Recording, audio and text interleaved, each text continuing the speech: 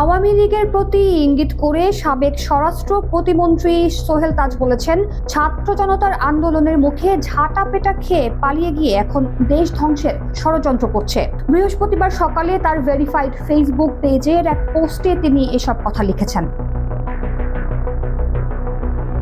সোহেল তাজ লিখেন, হত্যা, গুম, খুন, গণহত্যা, নির্যাতন, নিপীড়ন, গণতন্ত্র ধ্বংস করে, দুর্নীতি করে, লাখ লাখ কোটি কোটি টাকা বিদেশে পাচার করে দেশটাকে শেষ করে ছাত্র জনতার ঝাঁটাপেটা খেয়ে পালিয়ে যেয়ে এখন দেশ ধ্বংসের ষড়যন্ত্র করছে।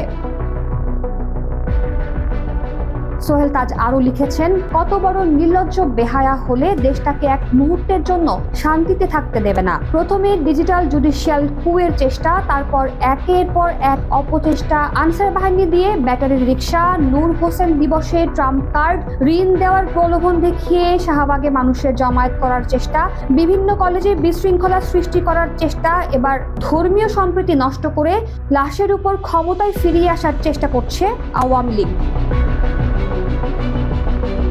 স্ট্যাটাসে আওয়ামী লীগের নানান অনিয়ম, দুর্নীতি ও দেশ বিরোধী ষড়যন্ত্রের কিছু কার্ড শেয়ার করেন তিনি।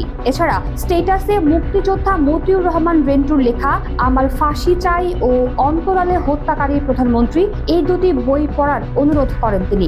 মতিউর রহমান রেন্টু একসময় শেখ হাসিনার সহকারী হিসেবে কাজ করেছিলেন।